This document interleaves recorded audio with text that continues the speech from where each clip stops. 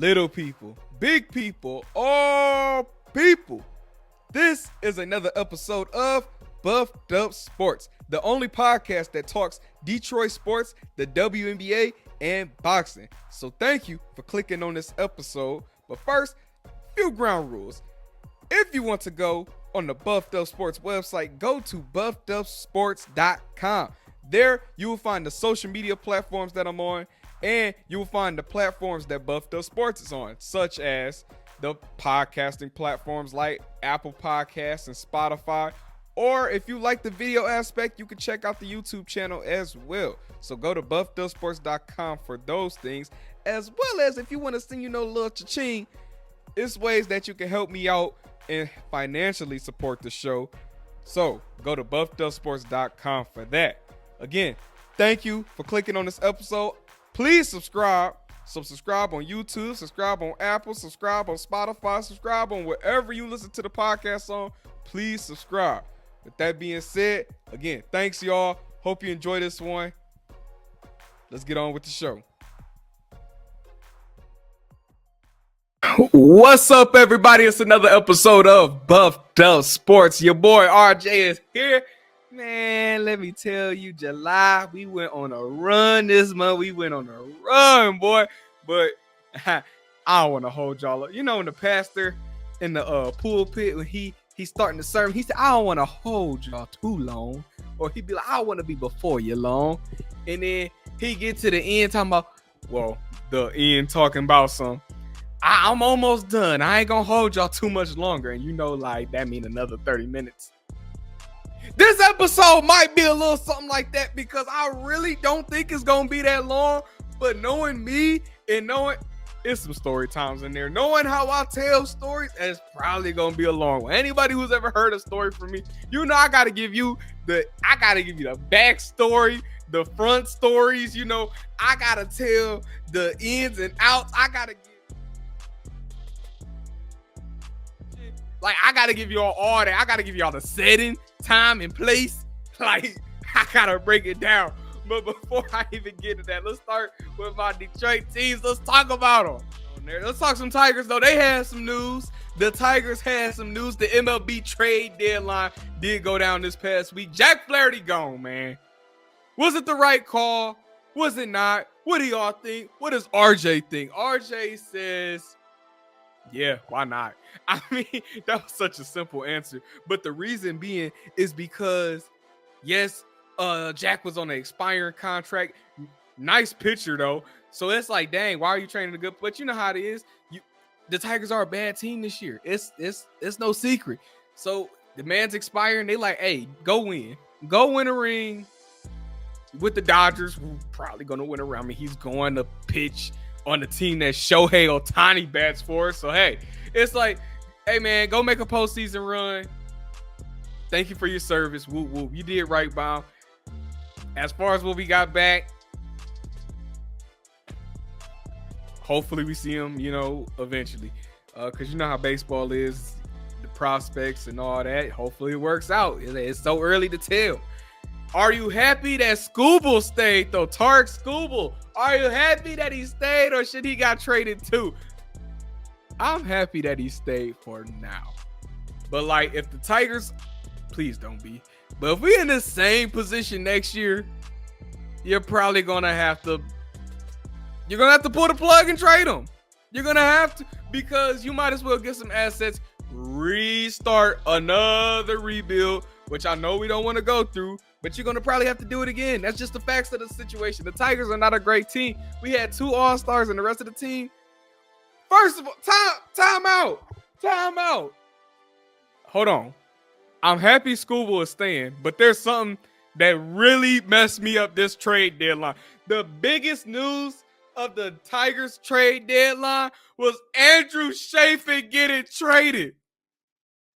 Why is that the biggest news? Because the Tigers are losing the pitcher who has the best walk-in song in all of baseball. I'm not a country fan. I don't listen to country music. I probably know 5 country songs total. But Friends in Low Places, that's the one. That's my song. Play that and I'm gonna start singing my life out every single time. I remember here we go with a story, full disclosure. I never paid that song no attention until this past season when I started working at the Tigers, going to their games. You know, like, I'll never forget, it was opening day.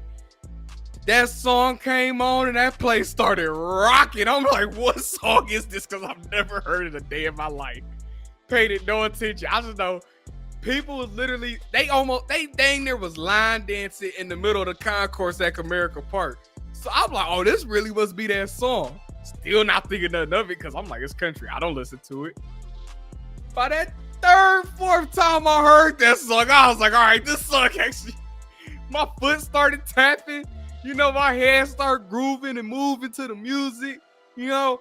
So it's like, this song actually not bad.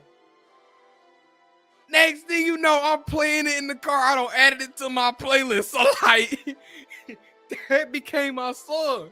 So the next few times Chafin would come in to do the relief pitching gig, his song would play Friends in Low Places by Garth Brooks. I would like the song. I'm singing the song. The fans singing with me, you know? Like the fans in my section, I'm singing, they singing, we singing together. Everybody's happy, cheesing, whatever, right? Just for them to go and trade him?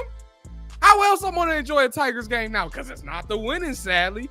I love the team dearly, but they don't entertain me with the winning. So I got to find the other things to entertain me. And the biggest thing I would look forward to every Tigers game was when Andrew Chafin came in to pitch. Because I knew I was going to get that song. And they just go, ha, gotcha. Just like that. They just going to take the song away from me. I had to get that one out. Because that one hurt my feelings. But real talk. Where do the Tigers go from here? I don't know. Like I said, play it out this year. Have a great offseason. Because if it's like this next offseason, you got to pull the plug on some players that I'm going to hate to put a plug on. We're not even going to get into that, though, right now, because that's worst case scenario. Let's talk a more happy thing, you know? The Detroit Lions. Training camp is going on. Are you one of those people who flip out when training camp, when there's like, you know, anything that comes from training camp, like, oh, this player looked good, or that player didn't look great, or this player got hurt at training camp, but he'll be ready by regular season. Like, are you one of those people that flip out on every single thing training? Or what about the in-house scuffles we get every training camp when the teams just go at practice and it gets so intense that they start wanting to fight each other and they fighting their own teammates at this point? Like, are y'all really somebody who read too much into that kind of stuff or not? Like, me personally, I don't read too much into the training camp stuff. Now, I know what my veterans on this Lions team are capable of, long as nobody's getting hurt, which we did have some slight injuries, but like, long as nobody getting hurt, I'm good. What else? Like, yeah, you watch your rookies, but I really say that for preseason. Like, when preseason start, then I'm looking at our rookies. Like, all right, how he looking? If he got momentum, do he not? So, you know, because I know our top guys not playing the preseason, so we don't worry about preseason too much. So that's kind of where I'm at with it, right? One thing, see, I'm about to be a hypocrite of myself, if you will, because Jake Bates, right? My man's from the UFL Michigan Panthers, my team. You know the team. I was the flag guy for Jake Bates. I really hope the Lions make this man our primary field goal kicker this season. They talking about he was kicking from 60 yards during training camp with ease. I'm like, yeah, because he did that the whole season during the UFL. That man did not miss. He did it. It'd be 50 yards, ease, 60 yards, ease. I'm like, yo, this dude is him. What kicker do you know has people chanting MVP?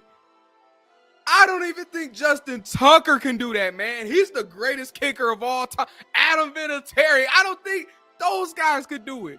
But freaking Jake Bates is the one that got people chanting MVP. He has a fan club when it comes to the Michigan Panthers, right?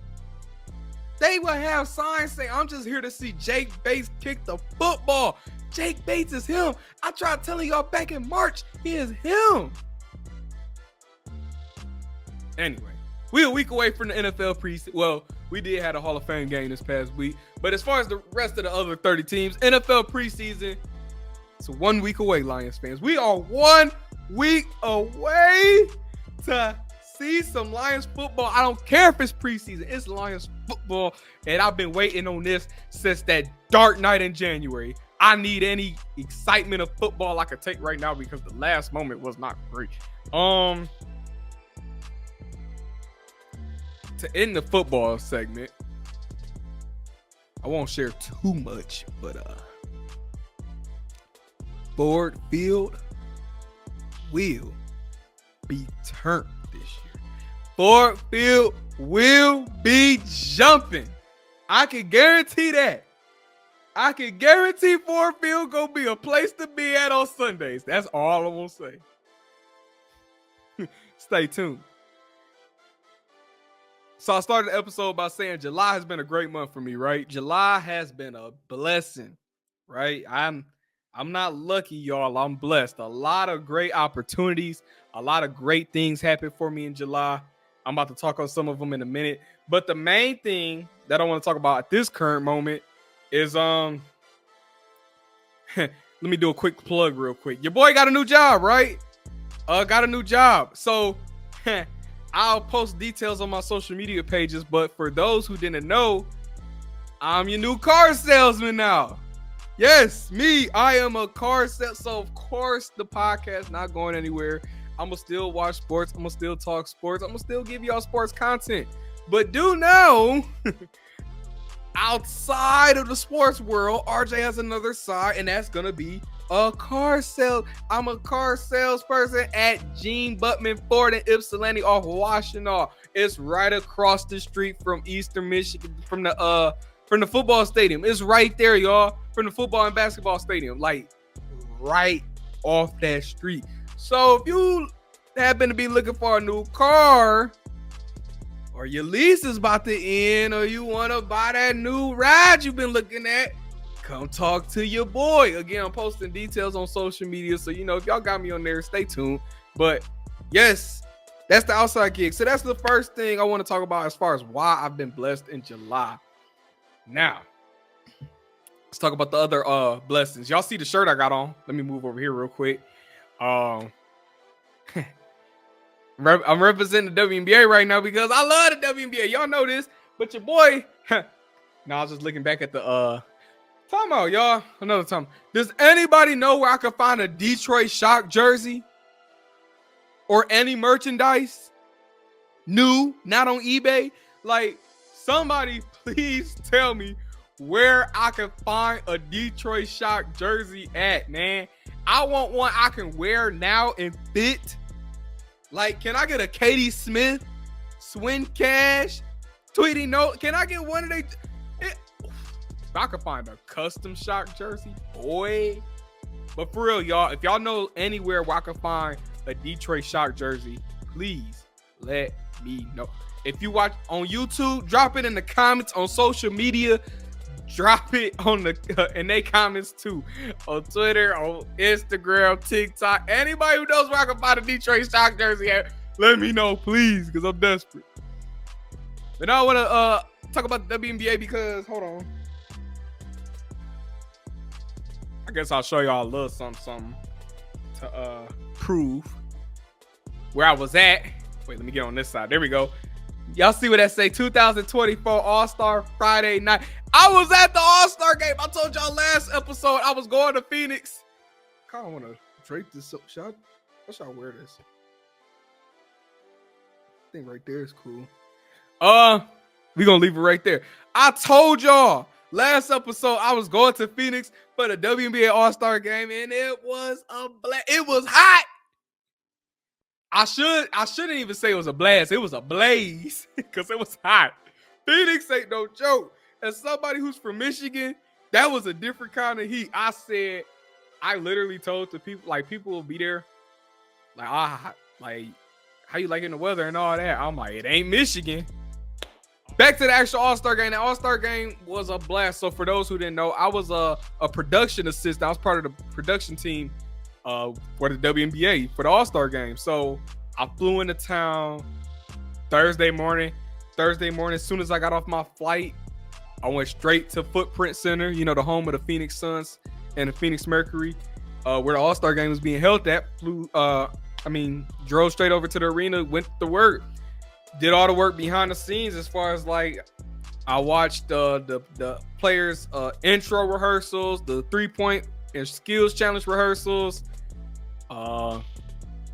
anything that went to the All-Star Game that we want to see how like the different timeouts, what we doing in between, like that whole thing, all the way. So like literally everything from the introductions to the commissioner giving off the MVP trophy, like all that's rehearsed. So I thought that was interesting to say the least, because you see behind the scenes how much stuff actually goes into these kind of events. Like they break it down to every single detail. The stuff you would be like, oh, that's just second nature. No, they rehearse it. That's why it looks like second nature when it really happened. Pitbull, his halftime. Let's talk about Pitbull for a second, because I've seen y'all on Twitter try to dog Pitbull's halftime performance. Pitbull was the true cool guy, by the way. Very nice guy. His whole team was very cool, like very, very chill people. I mean, I was talking to them like it was just, the homies for real. But his halftime performance was very exciting to me. I don't know if it's because I was just right there or what, but I thought it was a great show.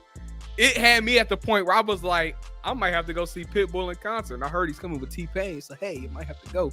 But just like the whole All-Star Game, whole All-Star weekend was experienced. The WNBA Live, I checked that out, was Saturday, the morning before the All-Star Game.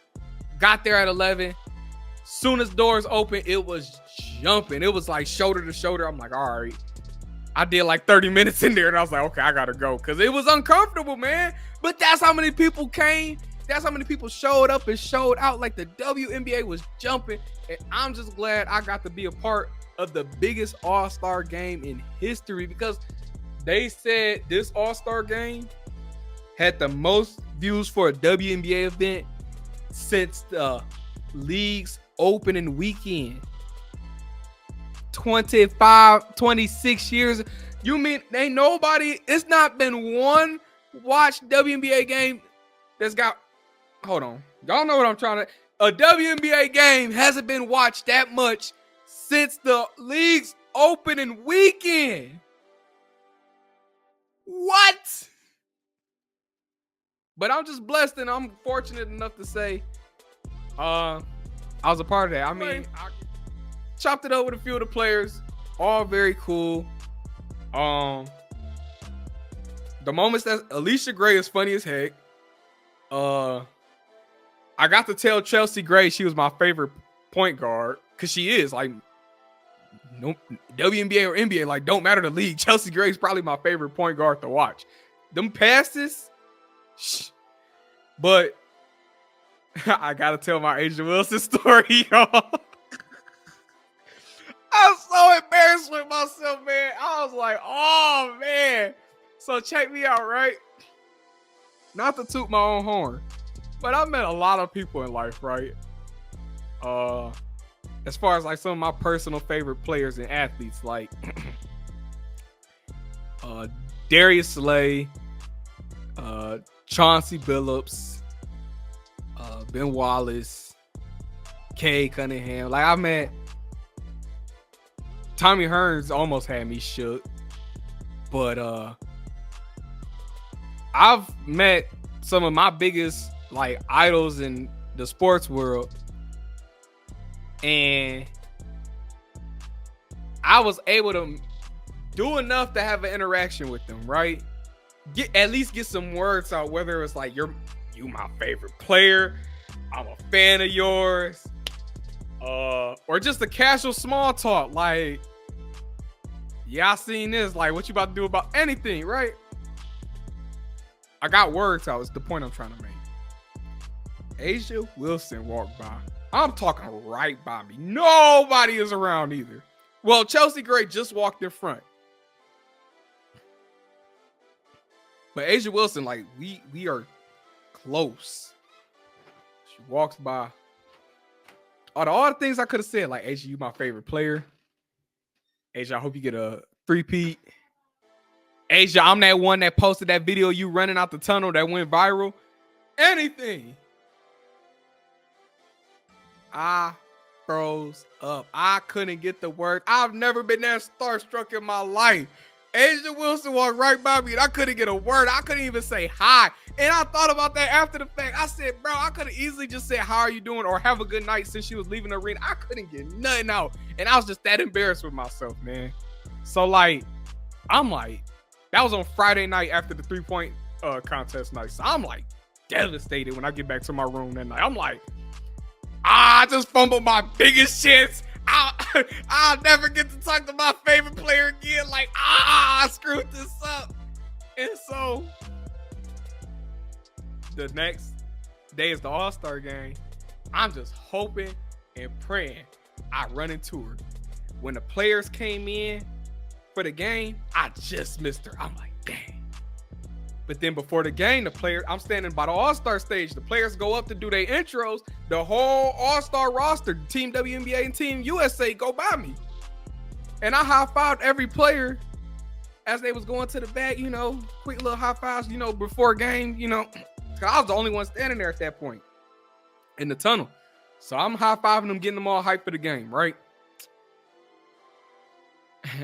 Asia is coming. And I'm like, she probably seen it in my face because I'm like, trying to keep it together.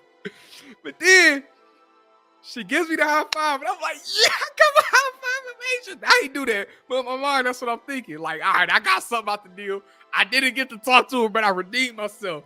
But then right after, I'm like, oh, I didn't get the video or nothing. I wasn't recording. I didn't get a picture or nothing. But I did. Look at this.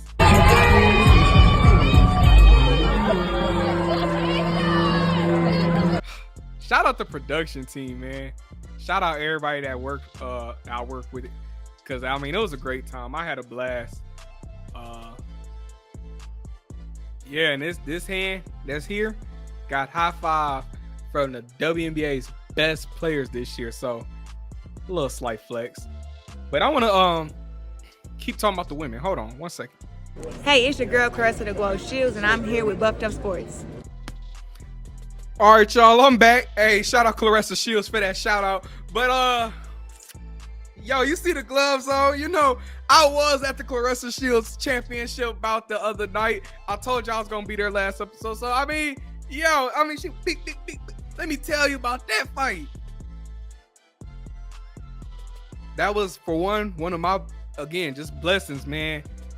Got the new job with the car sales, the WNBA production team opportunity for the All-Star Game, the biggest one in history. Then I get media credentials for the biggest fight I've ever done media credentials for, Claressa Shields, and a heavyweight bout for the championship. And yeah, she whooped that girl, but oh man, but oh. We got a new world heavyweight champion.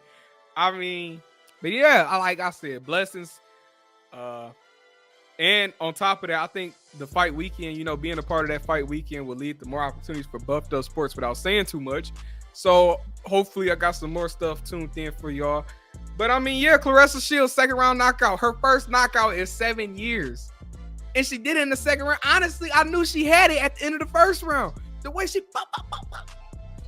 But no, Claressa Shields, she's the GOAT. She's the GOAT, man. Simple as that. But my question is this now. At this point in her career, what keeps her going? Because she done it all. And boxing is a sport that you don't play. So at this point, I really only want to see her in the ring with a Katie Taylor, Amanda Serrano, or Alicia Baumgartner, who just announced she got a fight scheduled September 15th, I want to say. Don't quote me on that, but I want to say it's September 15th. This is bad podcasting because I don't know the exact date. But Alicia Baumgartner is finally getting back in the ring after more than a year away due to, the whole suspension thing. Whoop, whoop. I'm glad my homegirl back in the ring, but I do want to see both my homegirls fight too. But Claressa Shields, literally, them the only 3 fighters I want to see her fight because there's nobody else for her to fight. She don't beat everybody. She don't did everything. She undefeated. She a 2-time Olympic gold medalist. She don't won belts in 4-5 weight classes. She the first fighter to go from middleweight champ to heavyweight champ since freaking Roy Jones Jr. I'm a better RJ, Roy. We should do an exhibition. Now that would be money. Let's see how many minutes I could go. More like seconds. Anyway.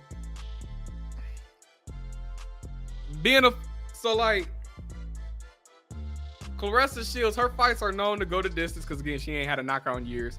So she known to, like, piece them up, whatever, right? But the way she got a knockout like that in exciting fashion, I mean, dropped the girl on her back, head bobbling off the canvas. Oh, Little Caesars Arena was going crazy when that happened. I mean, the whole atmosphere got set off when she came out with her entrance with the drumline team. She got the crowd into it. Dage Low talking about some try me, salami, like, try me. You got Dage Low talking about try me. Like, the whole atmosphere was already jumping. LCA just know Flint was there. Flint was in LCA that night. But, man, it was just great for women's boxing, great for Detroit boxing. Like, you had Detroit boxing legends Tony Harris and Tommy Hearns there. So, hey, Flint native Monte Morris was there. So, the community was there. Everybody was happy in the end because the hometown girl won. She made history again. But as I close this episode, I just want to shout out all the women in sports. As a guy, I'm proud to use my platform to advocate for women in sports to have better. And I was doing it before it became a trend, which is something I'm really proud of and something I'm really proud to say. But I'm just happy that I've been blessed with all these opportunities and they came from women's sports. You know, they let this guy come on and advocate for them, promote, like, hey, work for them. Again, the WNBA All-Star Game. A world championship bout. A woman world championship bout. So I'm just blessed. And to all the women out there in sport, all the women out there, period. All right.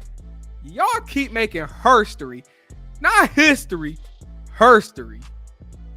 Keep making it. Thank you all for listening to today's episode. I hope you come back for more episodes. Remember to please subscribe on whatever platform you are watching or listening to Buffed Up Sports on. If you can, comment, leave a rating, leave a review, because I love to hear all the feedback. I mean, feedback is appreciated. So the comments, the reviews, the ratings are appreciated. Also, remember to send it to a friend, send it to 2 friends, send it to 3 friends if you love today's episode, all right? And even if you didn't, still send it to them to tell them how bad it is. I don't care what you do. Just send it to some folks, please. But remember to go to buffedupsports.com. That is the official Buffed Up Sports website. There you will have the social media links that I'm on. You will also find the platforms that the podcast is available on. And you will find the ways to, support the channel on with the cha-ching-ching, if you know what I'm saying. So, remember these words. Spread love. Keep your chest out. Hold your head up. Show off them pretty teeth. And don't y'all worry about a thing. Until next time, y'all be good out there. And God bless you all. Peace.